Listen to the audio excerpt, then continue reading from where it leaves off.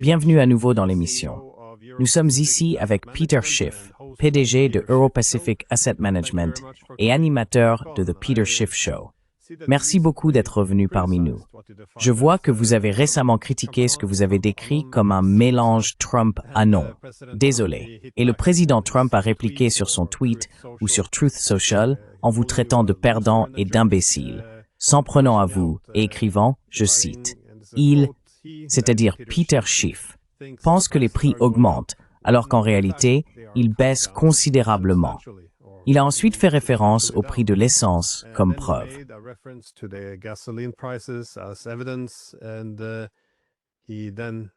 Et il a ensuite suggéré que Fox devrait vérifier qui vous avait invité, ce qui semble un peu mesquin. Mais vous savez, à un certain niveau, c'était un échange amusant.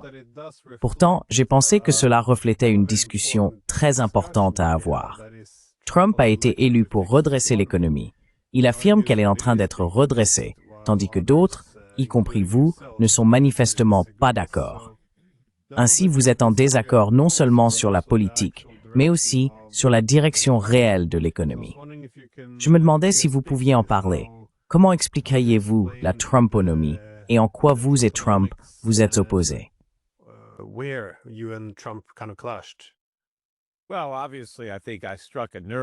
Eh bien, évidemment, je pense que j'ai touché un point sensible. Peut-être qu'il se rend compte que ce que j'ai dit est vrai, et je suppose qu'il n'aime pas que le public de Fox News entende la vérité, car beaucoup de ses partisans regardent Fox News. Mais, vous savez, il est assez évident que le président se trompe sur ce qui se passe avec les prix.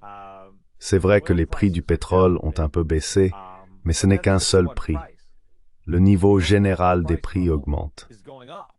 Je veux dire, même la Réserve fédérale reconnaît que l'inflation est environ 50% au-dessus de son objectif.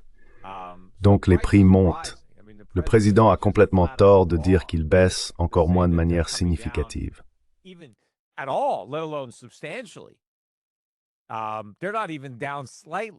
Ils n'ont même pas légèrement baissé, ils ont augmenté. Et en fait, je pense qu'ils ont beaucoup plus augmenté que ne le suggère l'indice des prix à la consommation, car je ne crois pas que ce soit une méthode honnête pour calculer les hausses de prix. Quant à Trump et à la question de savoir s'il a redressé l'économie, il n'a rien réparé. Au contraire, il a contribué à l'endommager, puisqu'il a été président pendant 4 ans avant son mandat récent. Et durant cette période, il a creusé la dette. Les déficits se sont aggravés, la politique liée au Covid a été désastreuse, et les mesures mises en place à ce moment-là ont empiré la situation. Je pense donc qu'une grande partie de l'inflation que nous avons subie sous Biden trouve ses racines dans Trump et les politiques qu'il a mises en œuvre.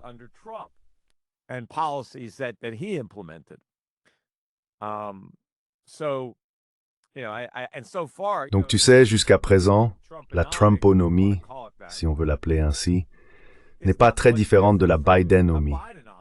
Il s'agit de creuser d'énormes déficits, de dépenser beaucoup d'argent, puis de pousser la Fed à baisser les taux d'intérêt et à faire tourner la planche à billets pour tenter de gonfler les bulles d'actifs. C'est à peu près ce qui s'est passé sous Biden et c'est ce qui se passe sous Trump. La seule différence, c'est que Trump impose des droits de douane et ceux-ci créent leurs propres problèmes. Et tu vois, il essaye de micro-gérer l'économie plus que Biden, ce qui est problématique. Je préfère que le marché libre alloue le capital, plutôt que le président décide où ce capital doit aller.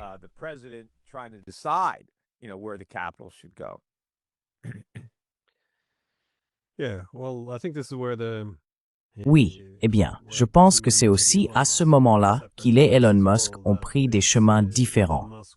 Elon Musk était assez inquiet à l'idée que les États-Unis se mènent eux-mêmes à la faillite. Mais j'ai trouvé intéressant que Trump t'ait qualifié de perdant qui déteste Trump. C'est une citation directe. C'est un peu excessif, surtout sachant que tu as en réalité voté pour lui. Mais encore une fois, je suppose que ce n'est pas une question personnelle, même s'il le prend personnellement, mais plutôt une question de défense de meilleure politique. Donc dans le scénario improbable où Trump écouterait, que lui conseillerais-tu maintenant pour améliorer l'économie?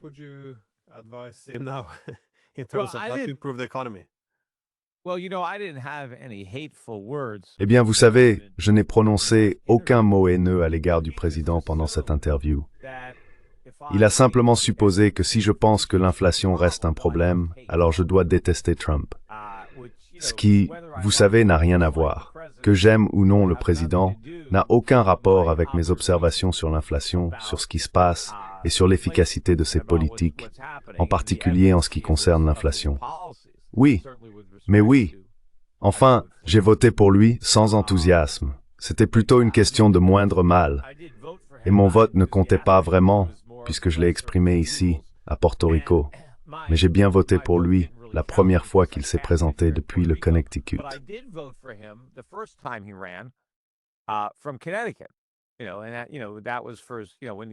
Tu sais, c'était quand il a gagné la première fois.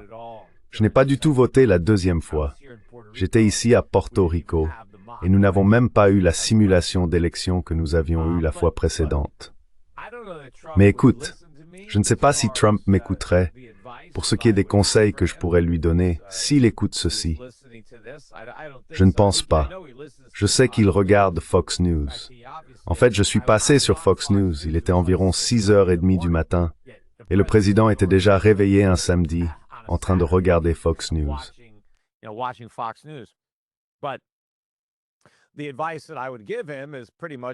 Le conseil que je lui donnerais serait essentiellement de renvoyer presque tous ses conseillers économiques actuels, car ils lui donnent de très mauvais conseils. Ce dont nous avons besoin, ce sont de fortes réductions des dépenses publiques. Vous savez, il doit faire revenir Elon Musk, pas seulement pour l'image, mais nous avons besoin de vraies coupes dans les prestations sociales, comme la sécurité sociale et Medicare. Nous devons réduire les dépenses de défense. Il n'a rien fait de tout cela. Il a augmenté les dépenses dans tous ces domaines. Je voudrais aussi supprimer les droits de douane. Je pense que les droits de douane sont inconstitutionnels dans la manière dont ils ont été instaurés et qu'ils sont également destructeurs. Il existe de meilleures façons de générer des recettes.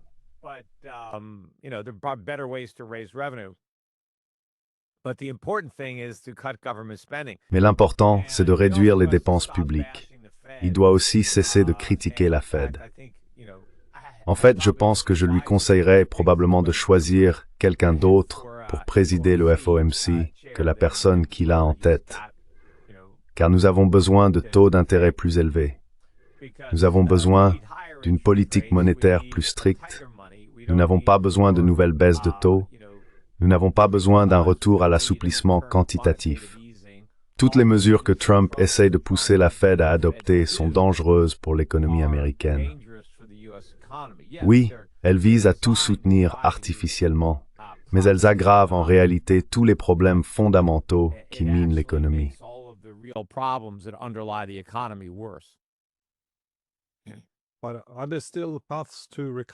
Mais existe-t-il encore des voies de redressement? Comme vous l'avez mentionné, Elon Musk a récemment donné une interview, je crois que c'était chez Joe Rogan, où il a dit qu'il ne pensait plus que ce soit possible. Il semblait considérer l'administration Trump comme la dernière chance possible. Voyez-vous une voie de redressement? Sinon, à quoi sommes-nous réellement confrontés ici? Que sommes-nous en train de...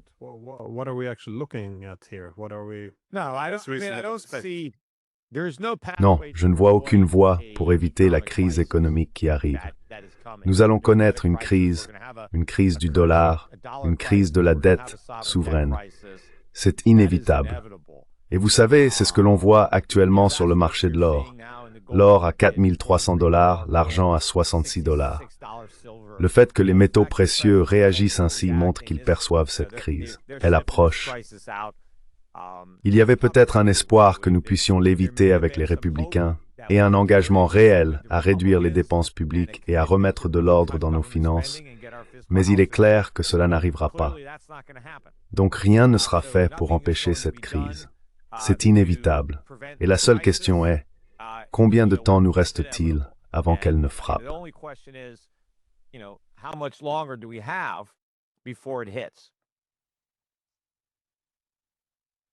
Yeah, you recently Oui, vous avez récemment tweeté que nous étions au bord de la plus grande crise économique de notre vie. Selon vous, s'agirait-il principalement de la dette et du dollar, comme vous l'avez soutenu, ou pensez-vous que cela inclurait aussi des faillites bancaires? Est-ce que cela impliquerait un découplage d'autres puissances? Est-ce uniquement dans le domaine financier, ou voyez-vous également d'autres pays se détacher des chaînes d'approvisionnement ou des technologies américaines? Quels seraient selon vous les différents facteurs à observer aujourd'hui? Well, it's not just financial. Eh bien, c'est pas seulement une question financière. Et qu'il y ait ou non des faillites bancaires, il est difficile de le dire. Ce qui va échouer, c'est la valeur de vos dépôts. Donc même si votre banque ne fait pas faillite, l'argent, lui, le fera. Vous savez, vous ne pourrez plus acheter grand-chose avec cet argent. C'est là que réside le problème. Une perte spectaculaire du pouvoir d'achat du dollar. Et vous allez voir les prix augmenter de façon spectaculaire. Bien plus que ce que nous avons connu sous les années Biden. Oui, nous avons eu une forte hausse des prix à la consommation, mais ce n'est rien comparé à ce qui nous attend. Si nous faisons face à une véritable crise du dollar, une crise de la dette souveraine ferait également grimper les taux d'intérêt à long terme, car les investisseurs ne seraient plus disposés à prêter de l'argent aux emprunteurs américains en dollars à des taux d'intérêt faibles.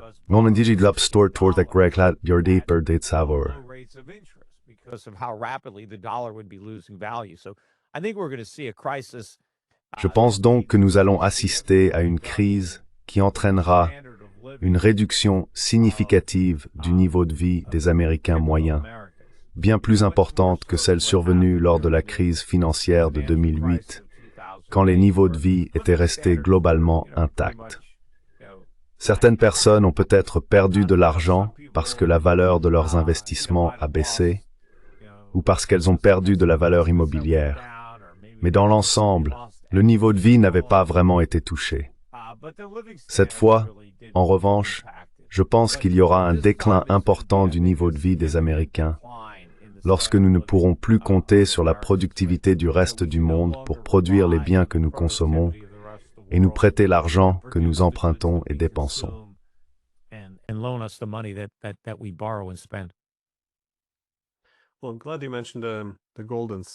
Eh bien, je suis content que vous ayez mentionné l'or et l'argent, car il a fallu beaucoup de temps pour que l'or atteigne 2000. Mais ensuite, la montée jusqu'à 4000 s'est produite en relativement peu de temps.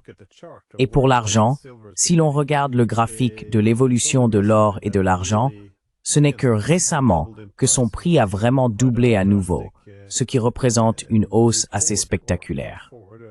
Mais est-ce, selon vous, trop tard pour que les gens achètent au sommet, ou pensez-vous que cette escalade rapide va se poursuivre?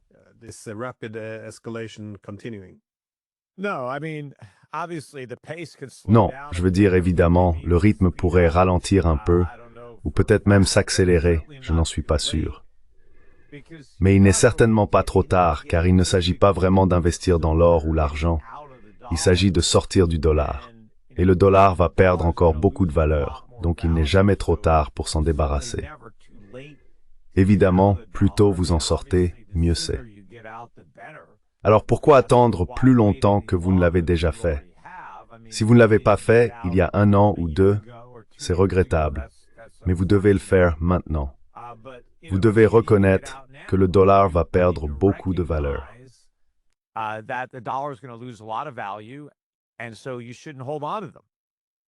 Donc, vous ne devriez pas les garder. Vous devriez les dépenser aussi vite que vous les recevez. Et tout ce que vous ne dépensez pas, tout ce que vous souhaitez épargner, vous devriez le sortir du dollar. Vous pouvez acheter de l'or et de l'argent. Vous savez, mon entreprise, Shift Gold, vend de l'or et de l'argent physique. Vous pouvez aussi investir.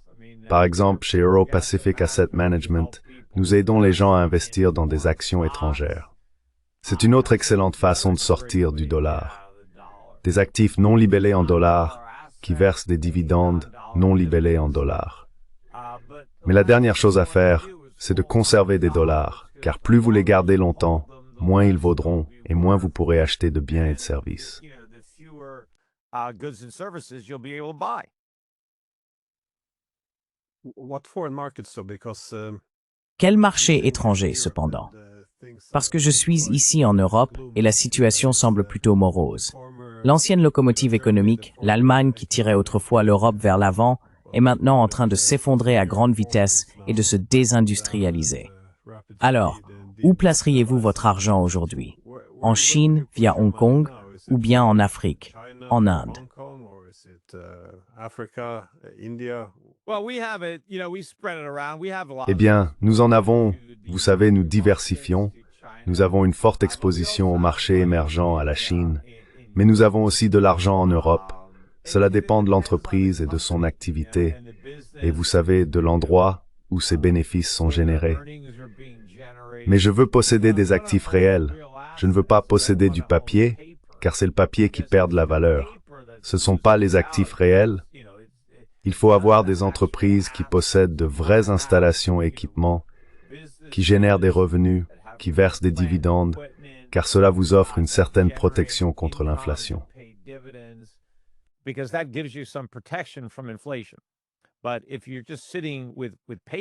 Mais si vous ne détenez que du papier, si vous avez de l'argent liquide à la banque, si vous possédez une obligation, vous êtes la principale victime de l'inflation. L'inflation transfère le pouvoir d'achat des créanciers vers les débiteurs, des personnes qui détiennent du papier vers celles qui possèdent des actifs réels. Donc, vous savez, il vaut mieux être du côté des actifs. Vous ne voulez pas avoir votre argent sur un compte bancaire, ni dans des obligations d'État ou d'entreprise, ni dans la valeur de rachat d'une police d'assurance. Ce sont ces choses-là qui sont détruites par l'inflation.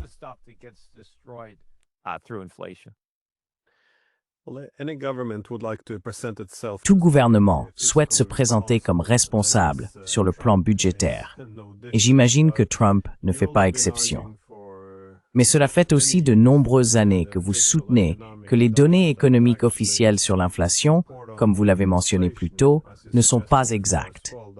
Alors, quelles sont aujourd'hui les principales preuves que l'inflation réelle n'est pas reflétée dans les chiffres fournis par les gouvernements?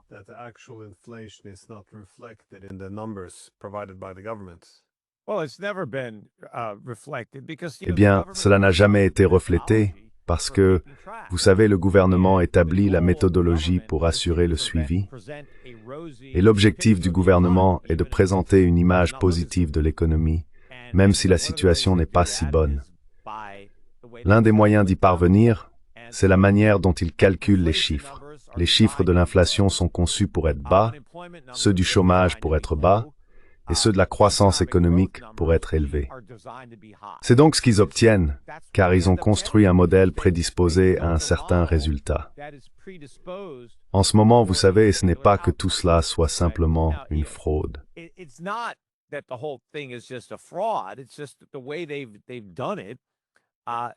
C'est simplement la manière dont ils l'ont fait. Il y a un biais intégré dans le mécanisme. Ainsi, on obtient toujours une inflation sous-estimée, un chômage sous-estimé et une croissance économique surestimée.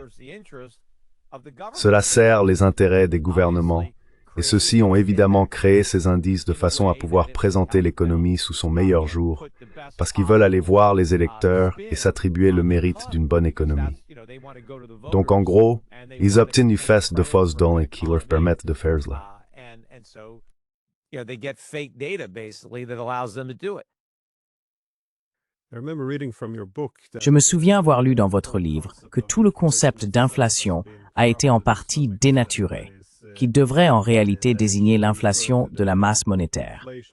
Les hausses de prix n'en sont que le symptôme, si je ne me trompe pas.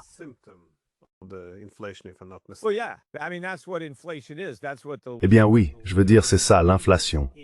C'est littéralement ce que le mot signifie, gonfler, n'est-ce pas? Gonfler, c'est agrandir. Gonfler quelque chose ne le fait pas monter ou descendre, cela le fait simplement s'étendre. Et ce qui s'étend quand il y a de l'inflation, c'est la masse monétaire et aussi le crédit. Oui, c'est la croissance de la monnaie et du crédit. Voilà ce qu'est l'inflation. Et une conséquence de cela, c'est que les prix augmentent. Mais Le gouvernement, bien sûr, a redéfini l'inflation pour que les gens ne connaissent pas la véritable source. Vous voyez, s'il disait que l'inflation est une expansion de la masse monétaire, eh bien nous saurions qui fait croître la masse monétaire. Mais quand ils disent que ce sont les prix qui montent, alors nous blâmons ceux qui augmentent les prix au lieu du gouvernement.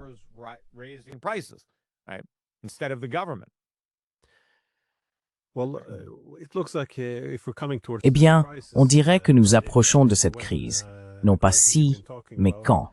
La crise dont vous parlez depuis un moment. La Réserve fédérale sera probablement confrontée à un dilemme. Soit lutter contre l'inflation, c'est-à-dire réduire l'argent bon marché, soit accepter, sinon un effondrement, du moins un sérieux ralentissement de l'économie. Que pensez-vous qu'ils choisiront? Vont-ils combattre l'inflation ou tenter d'éviter un effondrement économique?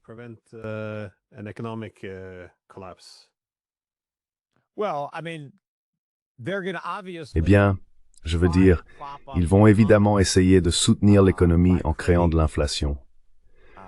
Leur intention n'est pas que l'inflation devienne incontrôlable, mais ils pourraient ne pas avoir la capacité de la contenir une fois qu'ils l'auront déclenchée. Mais oui, tu sais, la Fed le montre déjà, n'est-ce pas? Que fait la Fed maintenant? Face à ce qu'ils prétendent être des données économiques mitigées, où l'inflation est plus élevée qu'ils ne le souhaitent, mais où la croissance économique ou l'emploi sont un peu plus faibles qu'ils ne le voudraient, ils penchent pour une baisse des taux. Ils ignorent la menace de l'inflation et se concentrent sur la menace pour l'emploi telle qu'ils l'aperçoivent. Cela montre déjà où se situe leur motivation. Ce qu'ils devraient vraiment faire, c'est accorder plus d'attention à l'inflation. Mais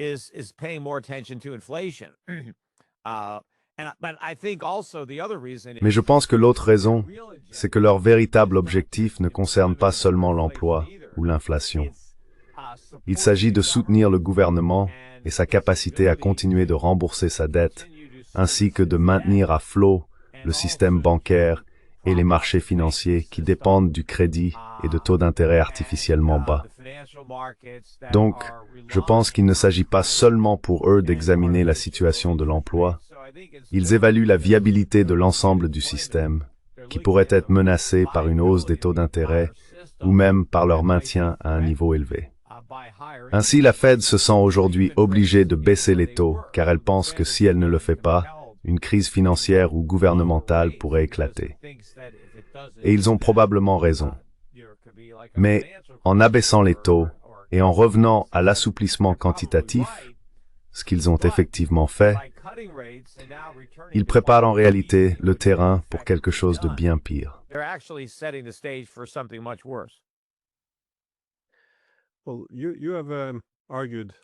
Eh bien, vous avez également soutenu et écrit dans vos livres que vous considérez l'inflation comme une forme de taxation. Autrement dit, le gouvernement crée de la nouvelle monnaie et, ce faisant, réduit la valeur de la monnaie déjà en circulation. Mais pour les États-Unis, qui détiennent la monnaie de réserve mondiale, cela permet aussi, dans une certaine mesure, de taxer le monde entier. En créant de nouveaux dollars, toute personne détenant des dollars dans le monde verrait alors ces dollars perdre de la valeur. Or, il semble que de nombreux pays, la Chine, la Russie, l'Inde, le Brésil et d'autres, aient commencé à expérimenter de plus en plus, et même, dans une large mesure, à se tourner vers l'utilisation de leur monnaie nationale. Quelle sera l'importance de cette alternative lorsqu'une crise surviendra réellement?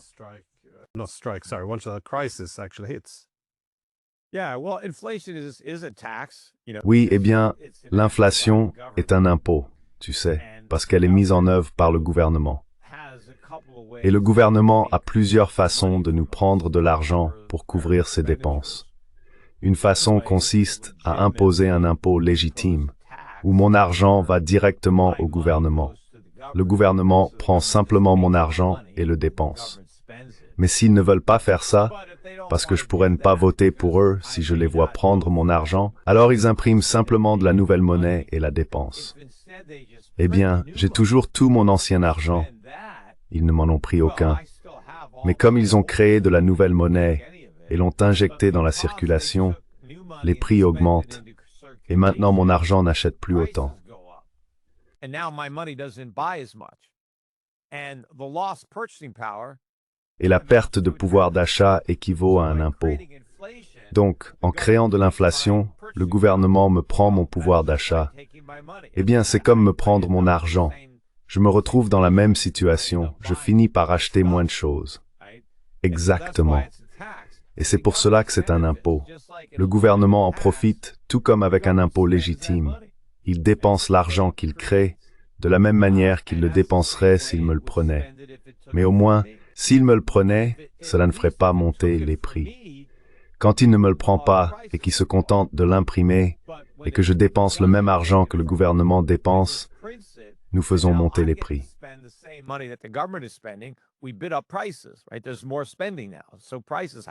Exactement. Il y a plus de dépenses maintenant, donc les prix doivent augmenter. Et vous savez, c'est pour cela que c'est un impôt. Et oui, c'est un impôt sur les dollars, ou sur les détenteurs de dollars où qu'ils se trouvent. Donc si vous vivez en Europe et que vous possédez des dollars, vous contribuez à couvrir une partie des coûts du gouvernement américain, même si vous ne bénéficiez d'aucun des avantages de ce gouvernement. Vous ne recevez aucun service, car vous ne vivez même pas aux États-Unis. Mais vous payez tout de même la note de l'impôt inflationniste, puisque la valeur de vos dollars a diminué.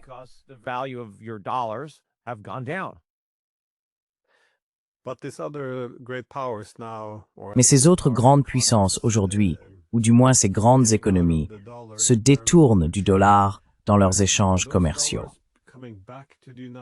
Est-ce que ces dollars reviennent alors aux États-Unis? Parce qu'il semble que, enfin je me trompe peut-être, mais pour tout pays qui pratique beaucoup d'irresponsabilité budgétaire, des problèmes naturels apparaissent.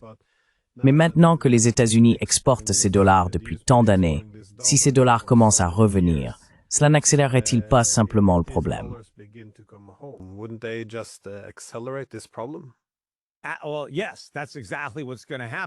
Eh bien oui, c'est exactement ce qui va se passer. Les conséquences de l'inflation reviennent nous frapper. Et c'est là une partie du danger des tarifs de Trump. Cela va accélérer le processus par lequel davantage de nos fonds restent ici, tandis qu'une grande partie de l'argent que nous avons envoyé à l'étranger revient.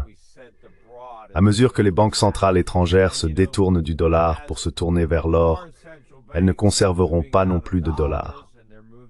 Donc, ces dollars reviennent.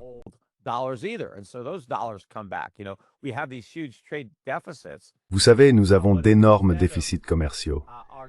Mais si au lieu que nos partenaires commerciaux investissent ces dollars dans des actifs financiers, ils décident simplement de les dépenser pour acheter des biens, alors cela fera vraiment grimper les prix.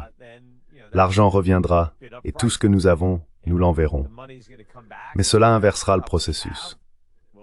En ce moment, l'argent sort et les biens entrent, et cela maintient les prix bas.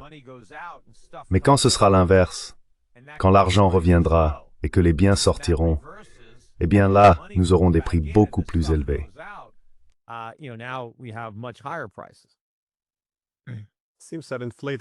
Il semble que l'augmentation de la masse monétaire soit très attrayante pour les politiciens, surtout en période de difficultés économiques, car elle leur permet de continuer à promettre toutes sortes d'avantages gratuits, tout en promettant de baisser les impôts.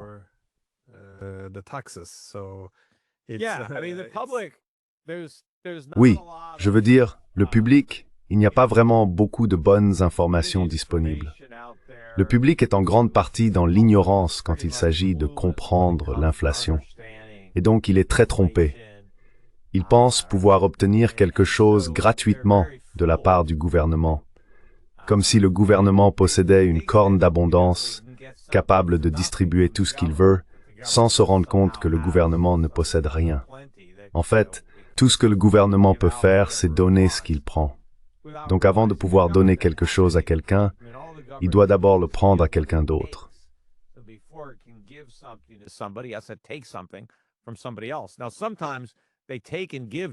Parfois, ils prennent et donnent à la même personne, sauf que cette personne ne se rend pas compte qu'on lui a vidé la poche gauche pendant que le gouvernement met quelque chose dans la droite.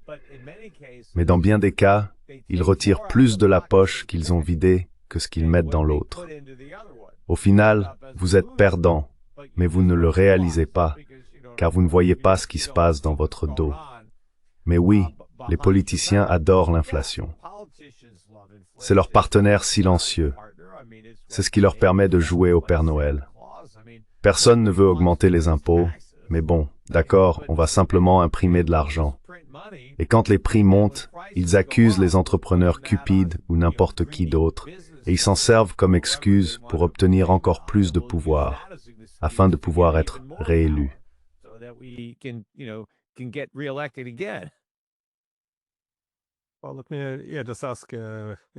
Eh bien, laissez-moi simplement poser ma dernière question.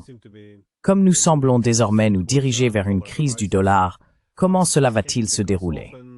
Car on entend souvent dire que ce sera un déclin progressif. Les pays, pas seulement les États-Unis, mais d'autres aussi, essayant de gérer un ralentissement organisé.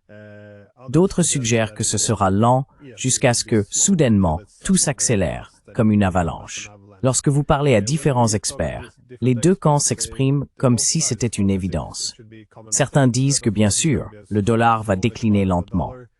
D'autres soutiennent qu'une fois la dynamique enclenchée, tout s'effondrera très rapidement. Comment voyez-vous la situation? Quels seraient les mécanismes ou les évolutions qui pourraient accélérer le déclin du dollar?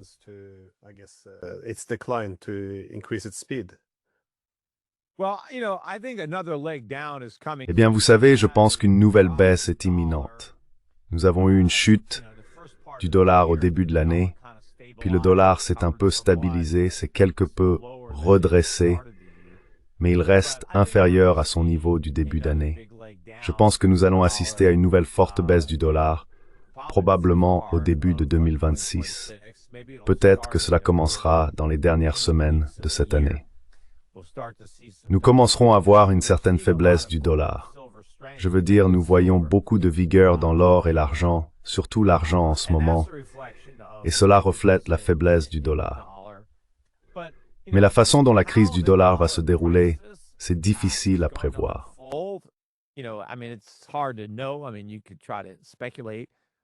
Je veux dire, on peut toujours essayer de spéculer, mais j'imagine qu'une fois que cela commencera vraiment, tout ira très vite. C'est probablement ce qui définira une crise. Ce n'est pas seulement que le dollar continue de baisser lentement, ce qu'il fait déjà, mais qu'il connaisse soudainement une chute rapide. Et c'est cela qui crée la crise. Il s'agit de savoir combien de valeur le dollar perd et à quelle vitesse il la perd.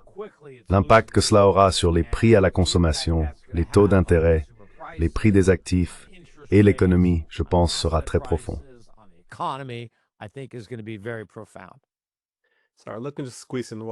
Désolé, laissez-moi juste poser une dernière question. Parmi tous les actifs, lesquels pensez-vous être les plus déformés en ce moment? Parce qu'on entend beaucoup parler de la bulle de l'IA, qu'ils se prêtent tous de l'argent en cercle fermé. Quelle bulle vous inquiète le plus? Eh bien, vous savez, il y a beaucoup de bulles. Je veux dire, la Fed n'a cessé de souffler des bulles. C'est là tout le problème. Tout ce qui est vraiment influencé par les taux d'intérêt et la politique monétaire a gonflé parce que nous avons maintenu les taux trop bas. Cela a aussi provoqué beaucoup de spéculation sur ces actifs. Donc je pense que les actions technologiques, les actions liées à l'IA, l'immobilier, les obligations, bref, l'ensemble du marché boursier, tout cela est surévalué, voire carrément en bulle. Les crypto-monnaies, je les classerais clairement dans la catégorie des bulles. Mais l'air va s'échapper de toutes ces bulles. Et même si ce n'est pas une bulle, mais simplement un marché surévalué, il reste vulnérable à une forte correction des prix. Je pense que cela va arriver. Les actifs qui ne sont pas en bulle sont des choses comme l'or et l'argent. Même s'ils ont beaucoup augmenté, ils ne font qu'à refléter la perte de valeur du dollar.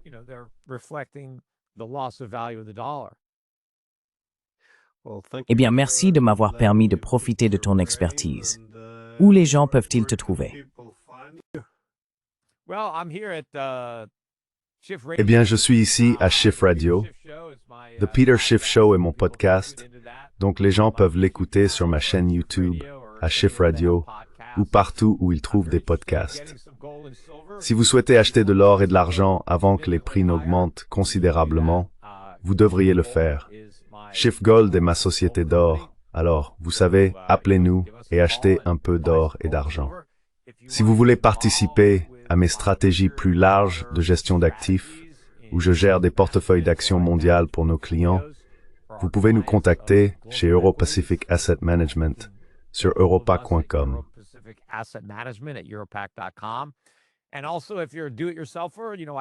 Et aussi, si vous êtes du genre à tout faire vous-même, j'ai 5 fonds communs de placement que je gère. Vous pouvez obtenir des informations sur ces 5 fonds sur mon site web, et vous pouvez également les acheter tous, sans frais d'entrée auprès de n'importe quelle société de courtage, à prix réduit. Ou si vous avez un courtier à service complet, vous pouvez lui dire « Et je veux investir dans le Euro-Pacific Fund », que ce soit mon fonds aurifère, mon fonds des marchés émergents, mon fonds de valeurs étrangères ou mon fonds de versement de dividendes. J'ai même un fonds obligataire étranger à court terme. Ce sont donc les 5 fonds, gardez-les à l'œil. Et je publie également une lettre d'information par email. Vous pouvez vous y abonner gratuitement sur shiftsovereign.com.